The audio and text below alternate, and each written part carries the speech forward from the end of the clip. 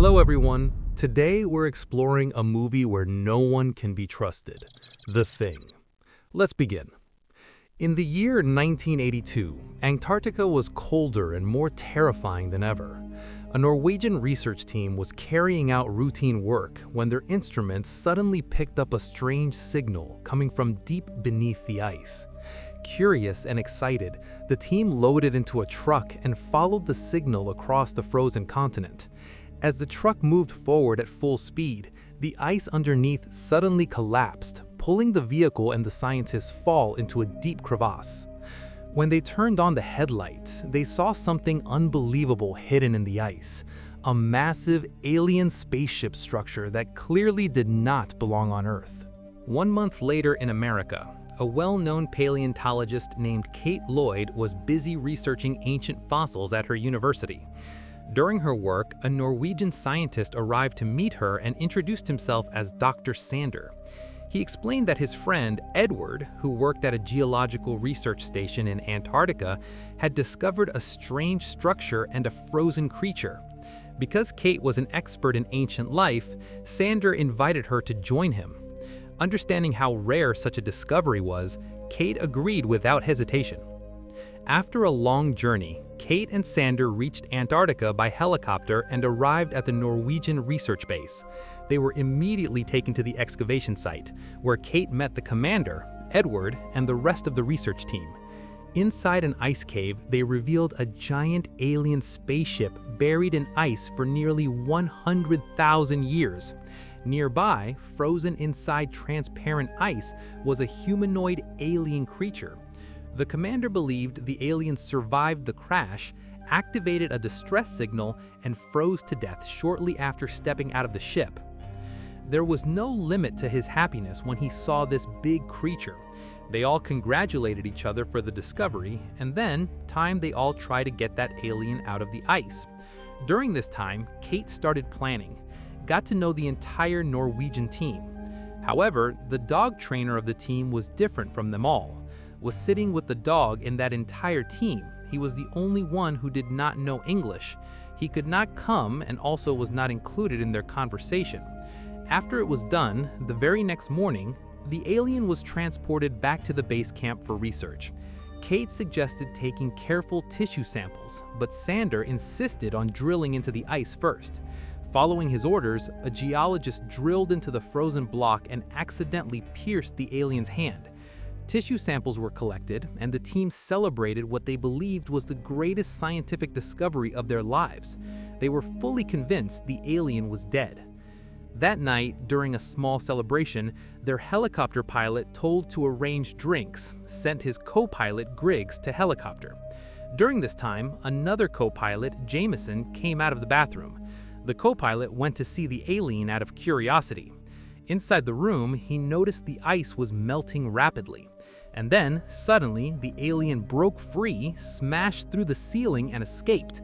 Terrified, Jameson ran back to warn everyone. Panic spread through the base as teams were formed to search for the creature. They all made the scientists sweat immediately. Divided into different teams, and pilots started searching for aliens. While searching out, that's when they found the door of their helicopter was open. Seeing it open, the pilot remembered that he had seen something. Drinks to co-pilot Griggs. He sent Griggs in the helicopter. Then the co-pilot asked, "Didn't you open the door?" On this, Griggs said that "I don't remember." By hearing this, and the pilot jumped into action. He was scared when he went inside the helicopter. No one was there. On the other hand, when Sander, his assistant Adam, and the commander reached the dog cage, they found it destroyed, with blood everywhere, and the dog was missing. Soon after, scientist Heinrich heard strange sounds coming from beneath a cabinet. When he looked closer, a horrifying creature size of a crab and half a worm appeared and attacked him. Hearing the sound, all the people came there. The pilot and the security guard saw that alien. They started firing bullets at him, but their bullets have no effect on the aliens.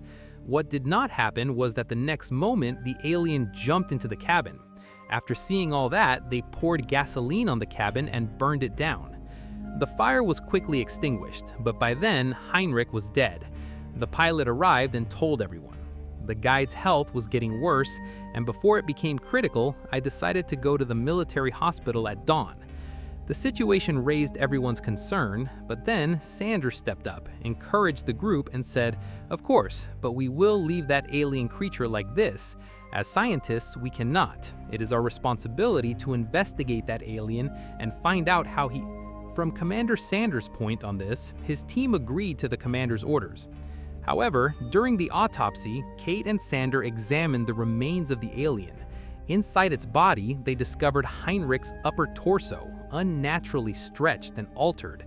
This scene has become thin for a while. It was interesting, but there was a female geologist, Juliet, looking at him, and then started vomiting. However, Kate then found a piece of metal embedded inside the alien, a surgical plate. She remembered Heinrich had metal plates inserted into his body after a previous injury. This led her to a terrifying realization. The plate could only come out when the alien would completely digested Heinrich's bones. But at this moment, Heinrich's bones are fine. Is this question safe in everyone's mind? That the alien could perfectly copy living tissue but could not imitate metal. The Heinrich they saw earlier was not human. It was the alien in disguise.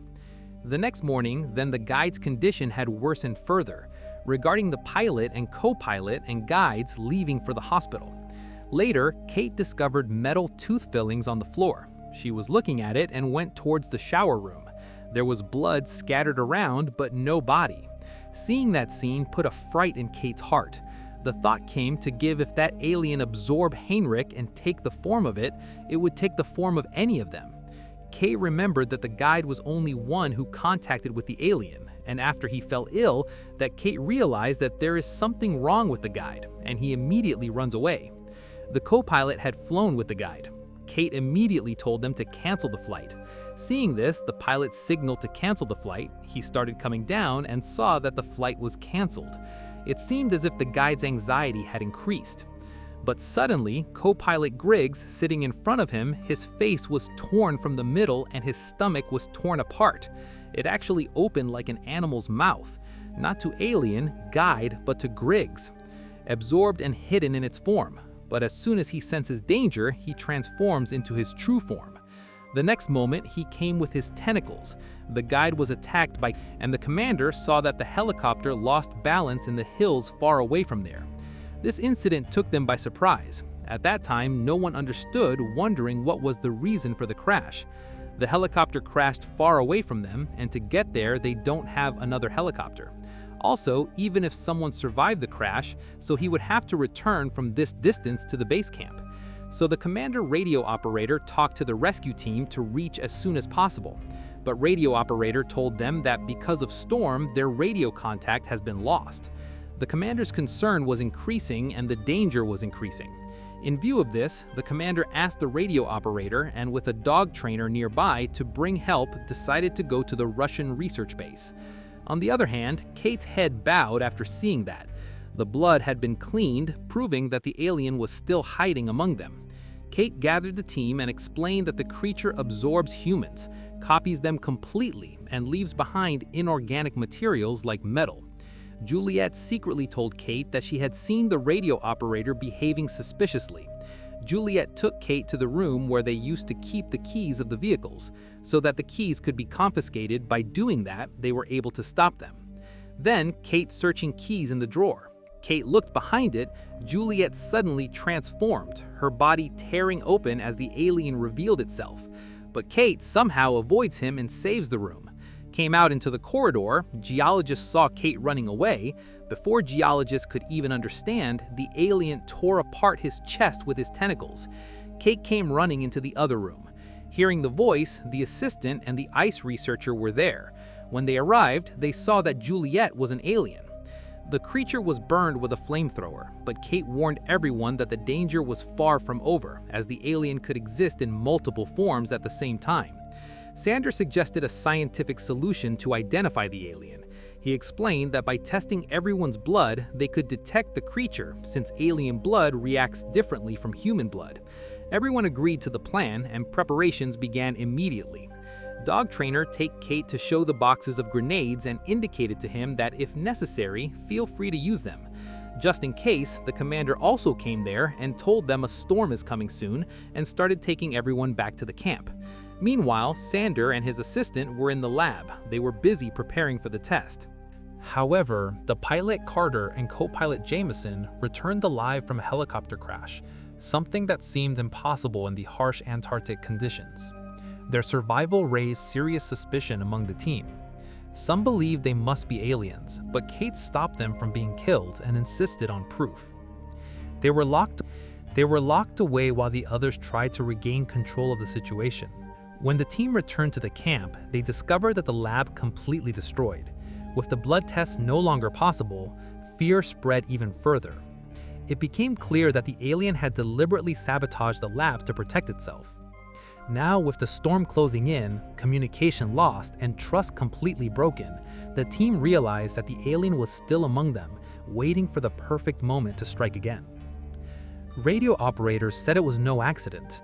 Rather, all this was done by the Sanders assistant. It is true because before the lab burns down, the assistant is preparing for the tests in the lab. Hearing this, the assistant said it was an accident. "I went out for a while. I have no hand in burning down the lab." An argument started between them on this issue. However, Kate suddenly realized that the alien could not copy metal, and that gave her one last way to identify who was human. She began checking everyone's teeth one by one. When she checked the assistant, the radio operator, Sander, and the commander, she felt nothing unusual. But when she checked the rest of the team, she felt metal fillings. Because of this, Kate separated the commander and made him stand far away from the others. Now, suspicion fell heavily on those 4 people who had no metal in their teeth. Kate then asked the dog trainer and the ice researcher to bring the pilot and co-pilot so they could investigate them as well. While they went to fetch them, Kate and the security guard stayed behind, keeping a close watch on the suspects. When the dog trainer and ice researcher reached the pilot and co-pilot's room, they discovered the wooden floor broken. The pilot and co-pilot had escaped by digging a tunnel beneath the room.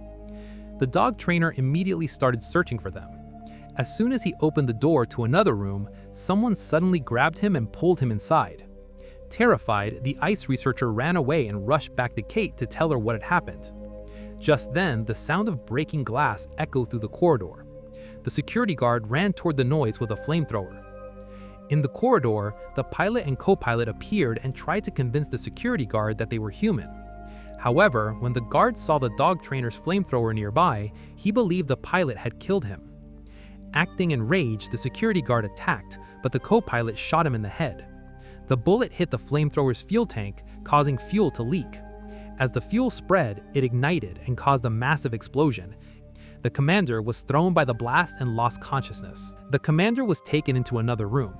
Suddenly, one of the commander's hands detached from his body and transformed into a small alien creature. Alien commander attacked the ice researcher, grabbing his mouth, forcing everyone to back away in terror.